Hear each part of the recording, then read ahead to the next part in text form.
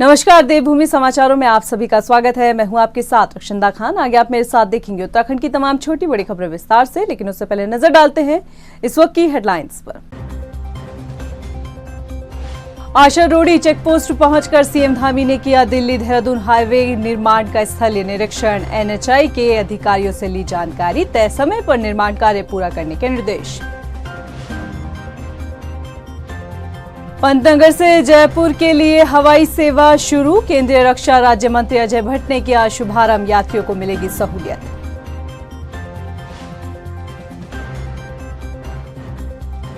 राहुल गांधी की सांसदी रद्द होने के बाद कांग्रेसियों में उबाल। प्रदेश भर में किया सत्याग्रह। हरदा ने केंद्र सरकार पर लगाया विपक्ष को खत्म करने का आरोप।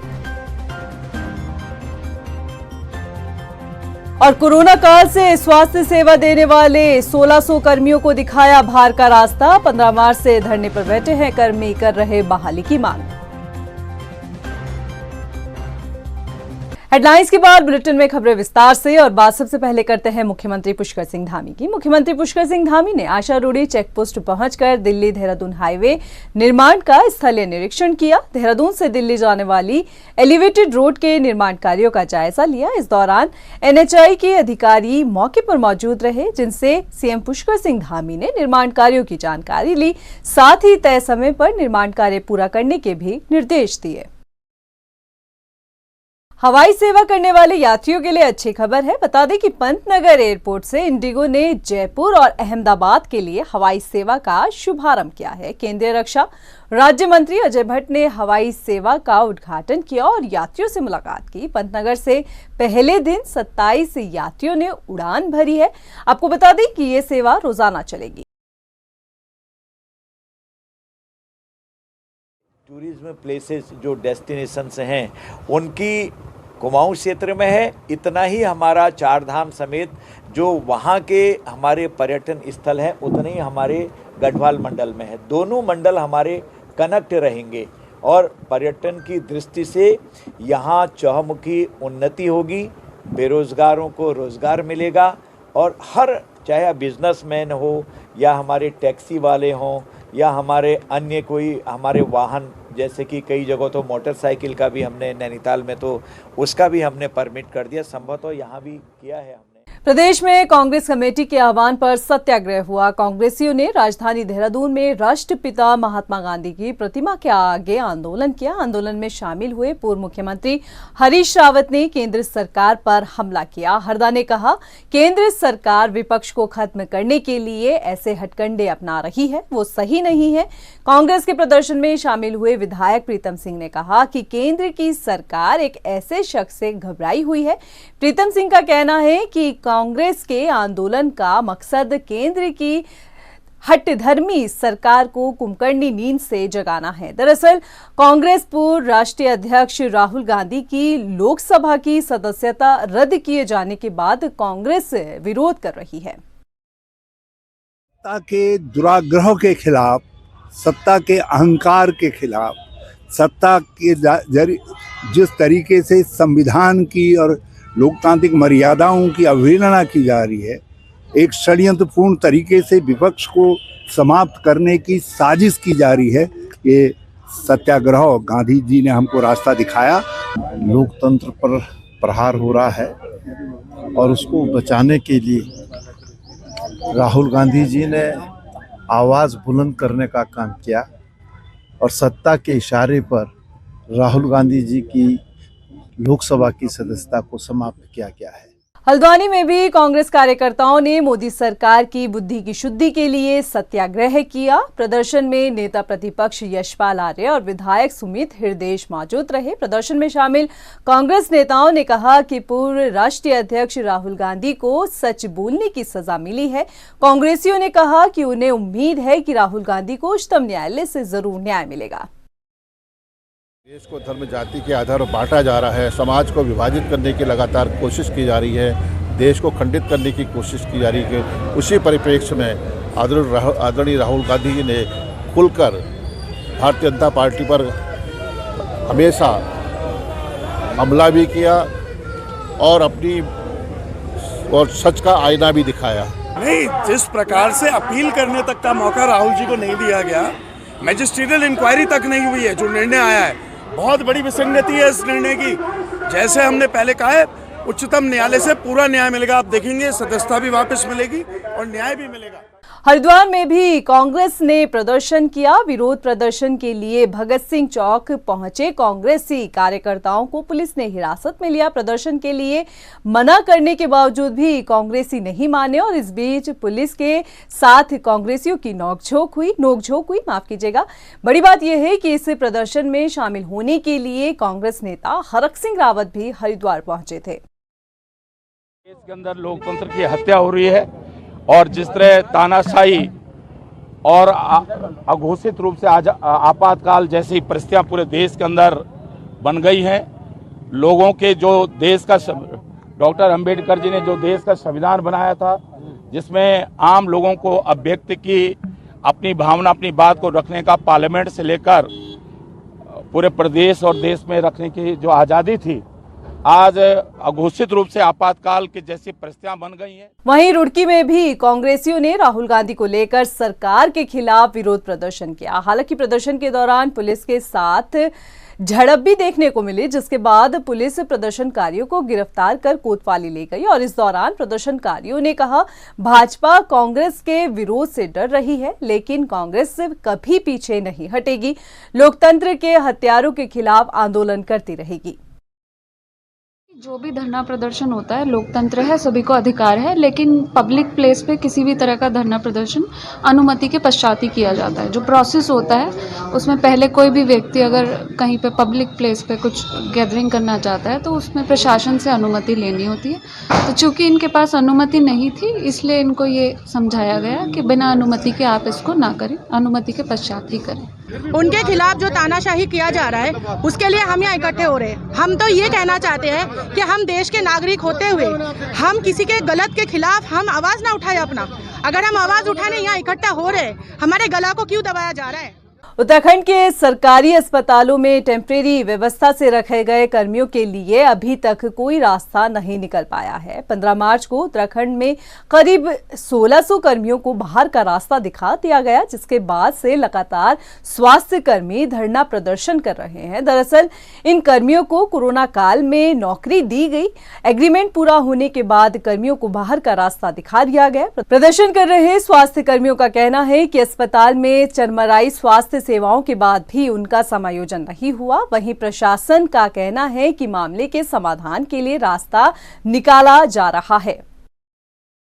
हम यहाँ पे पहले भी इन्होंने 6 महीने के लिए हमें रखा था, फिर बोला था कि आपका आगे बढ़ जाएगा और हमें आश्वासन दे रहे हैं। पिछली बार धन सिंह रावत जी ने बोला था कि हमें आगे का आपका हो जाएगा, हाल फिलहाल 6 महीने काम कर लो। उसके बावजूद इन्होंने हमें 15 तारीख को लेटर देके निकाल दिया। अब भी आश्वासन दे रहे हैं कि 1 तारीख के बाद आपका हो जाएगा। तो हमें हो जाएगा नहीं, हमें कंफर्म लेटर दो ना कि हमारा होना चाहिए। सिविल पे हमने उनके खत्म होने से पहले ही जो था उनकी एक रिपोर्ट बना करके हमने प्रिंसिपल ऑफिस भेज दी थी और प्रिंसिपल ऑफिस ने महानिदेशालय को और उसके बाद शासन को भेज दी गई थी। 23 तारीख को पोस्ट लंच जो है सचिव साहब आर राजेश कुमार जी की अध्यक्षता में एक मीटिंग भी हुई है। हालांकि अभी मुझे ज्ञात नहीं है कि उस मीटिंग में क्या फैसले लिए गए, लेकिन हाँ ये है कि उनके डेफिनेटली जो भी वर्कर थे हमारे कोविड टाइम में उनके बेनिफिट्स का ध्यान रखें। जहर खाने के बाद क्रिकेटर स्नेहा राणा के कोच नरेंद्र शाह शुक्रवार से दून अस्पताल में भर्ती हैं। दून अस्पताल के आईसीयू में उनका इलाज चल रहा है। उन्होंने जहर क्यों खाया इसके बारे में जानकारी नहीं मिल पाई, लेकिन सोशल मीडिया पर कोच नरेंद्र शाह का एक अश्लील ऑडियो वायरल है। हालांकि हम इस ऑडियो की पुष्टि नहीं करते, लेकिन इस ऑडियो के कई मायने निकाले जा रहे हैं और इस पूरे प्रकरण को लेकर क्रिकेट एसोसिएशन ने कोच नरेंद्र शाह पर कार्रवाई करते हुए उनको सस्पेंड कर दिया है। वहीं सीईओ नीरज सेमवाल ने जानकारी दी कि देर रात तक वो पुलिस को बयान देने की स्थिति में नहीं थे, लेकिन अब उनकी हालत में पहले से सुधार हुआ है। जब उनके बयान होंगे तभी ये स्थिति साफ हो पाएगी कि उन्होंने जहर क्यों खाया। पहले से स्थिति पहले तो बड़े हाईली क्रिटिकल कंडीशन में होते, लेकिन अब थोड़ा स्थिति में सुधार हुआ है, लेकिन अभी भी जो है इलाज जारी है। नहीं, इस तरह की जानकारी भी मिल नहीं पा रही है। अभी तो केवल अफवाहें ज़्यादा मात्रा में उड़ रही हैं। जब तक के लिए व्यक्ति की कंडीशन सही नहीं हो जाती, उसे डायरेक्ट पूछताछ नहीं हो जाती, तो वही वस्तु के विषय में जानकारी दे पाएगा। ऑडियो वायरल हो रही है, इसमें आपका व्हाट्सएप में, उसके माध्यम से इसका पता चला है। अभी किसी की शिकायत वैसे तो आधिकारिक तौर पर नहीं आई। जिस गर्ल्स के लिए जो वायरल हुआ है उसमें किसी की आधिकारिक सूचना हमें नहीं मिली है। बेमौसम हुई बारिश से किसानों की फसलों को काफी नुकसान हुआ है। बरसात से किसानों की हजारों हेक्टेयर फसल बर्बाद हो गई। गेहूं की फसल के साथ ही आलू मटर की फसल को भी काफी नुकसान हुआ है। किसान सरकार से मदद की गुहार लगा रहे हैं, क्योंकि किसान तो पहले से ही इतना दबा हुआ था कि उसने जो मटर लगाए थे और आलू की खेती इस बार लगाई थी वो इतने पौने दामों में किसान की गई है कि किसानों को उसमें बहुत बड़ा घाटा हुआ है। अगर मान लें हम बाज़ार में अगर वही आलू खरीदने जाते हैं तो वहाँ 20 रुपये मिलते हैं, और जब किसान मंडियों में लेके जाता है तो उसके 2-3 रुपये आलू बिके हैं। इसी तरह मटर की भी यही स्थिति रही है।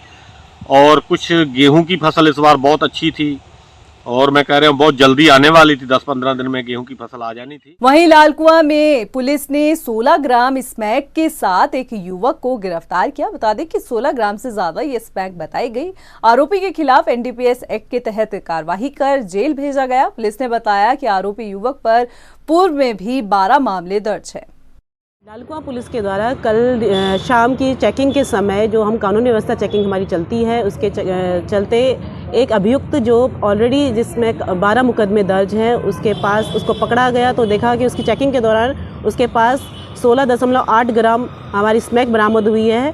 और इसके प्राप्त होने पर हमने एनडीपीएस के धाराओं के अंतर्गत एक मुकदमा दर्ज किया और विधिक कार्रवाई उसके अंतर्गत की जा रही है। सत्ता पर काबिज होने के लिए चुनाव के दौरान सियासी दल जनता से बड़े बड़े वादे तो करते हैं, लेकिन सत्ता पाने के बाद उन वादों पर कितना काम हुआ इसका जवाब तलाशना बहुत मुश्किल है। सूबे की धामी सरकार ने मौजूदा कार्यकाल में 1 साल अपना पूरा कर लिया है, लेकिन घोषणा पत्र में जिन मुद्दों का जिक्र किया गया था उनमें से कितना काम धरातल पर उतर पाया है इसका कोई आंकड़ा बीजेपी के पास नहीं है। चलिए हमारी स्पेशल रिपोर्ट देखिए। घोषणा पत्र के लोक लुभावन वादे कितने पूरे कितने अधूरे, 1 साल में किन वादों पर हुआ काम, आंकड़े बताने में बीजेपी नाकाम।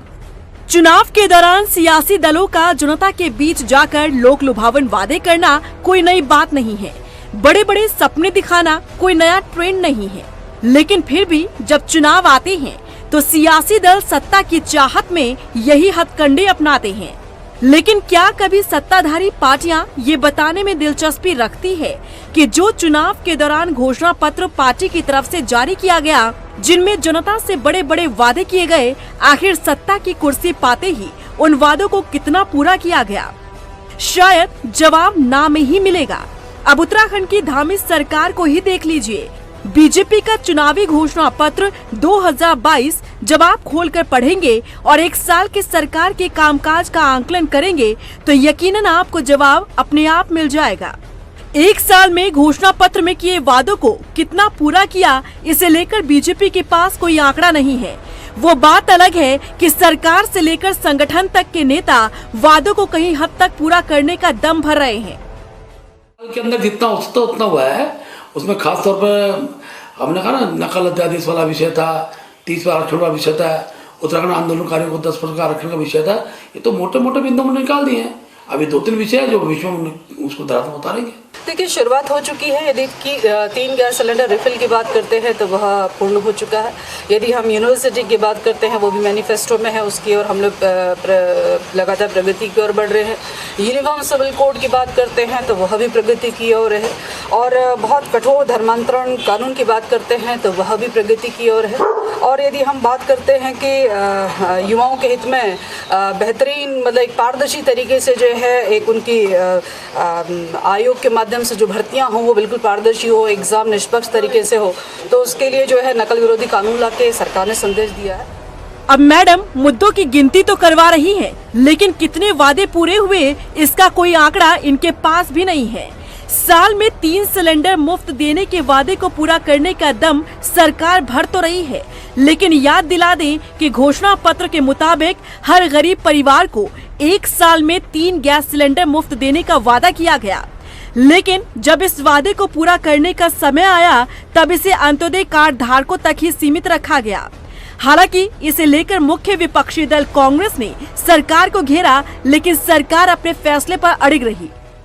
देखिए, भारतीय जनता पार्टी की कथनी और करनी में जमीन आसमान का फर्क है। इनके हाथी के दांत दिखाने के और होते हैं और खाने के और होते हैं। मैनिफेस्टो इनके दिखाने के दांत थे और मैनिफेस्टो में जितनी घोषणाएं हुई उसका 1/4 भी 1 साल में अगर धामी जी ने पूरा करा हो तो अपने दिल पर हाथ रखकर कसम खाएं। इन्होंने कहा था कि जैसे केंद्र सरकार किसानों को सम्मान निधि दे रही है, हम भी देंगे, उत्तराखंड सरकार भी देगी। आज तक उसकी शुरुआत नहीं हुई। इन्होंने कहा था कि हम गरीब परिवारों के लोगों को साल का 3 सिलेंडर मुफ्त देंगे, आज तक उसकी शुरुआत नहीं हुई। चलिए ग्राफिक्स के जरिए अब आपको बताते हैं कि बीजेपी ने 2022 चुनाव में जो घोषणा पत्र जारी किया था, आखिर उनमें से किन वादों को अब तक पूरा नहीं किया गया। 50,000 सरकारी नौकरी देने का वादा अब भी अधूरा, 24,000 नौकरियां सत्ता में लौटते ही देने का वादा अधूरा। बीपीएल परिवार की महिला मुखिया को 3,000 रुपए हर महीने देने का किया गया था वादा, लेकिन ये अब भी अधूरा।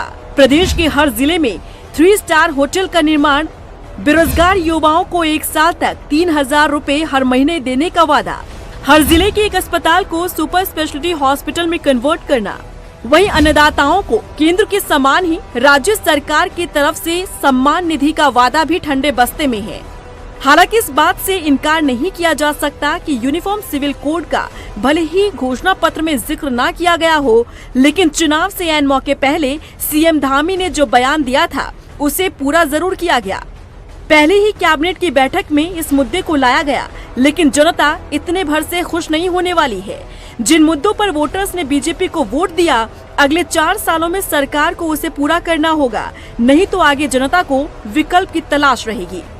टाइम टीवी के लिए देहरादून से मनीष जंगवाल की रिपोर्ट। अभी के लिए फिलहाल इतना ही, मुझे दे इजाजत, लेकिन चलते चलते नजर डालते हैं इस वक्त की हेडलाइंस पर। आशा रोडी चेक पोस्ट पहुंचकर सीएम धामी ने किया दिल्ली देहरादून हाईवे निर्माण का स्थलीय निरीक्षण। एनएचआई के अधिकारियों से ली जानकारी, तय समय पर निर्माण कार्य पूरा करने के निर्देश। पंतनगर से जयपुर के लिए हवाई सेवा शुरू, केंद्रीय रक्षा राज्य मंत्री अजय भट्ट ने किया शुभारंभ, यात्रियों को मिलेगी सहूलियत।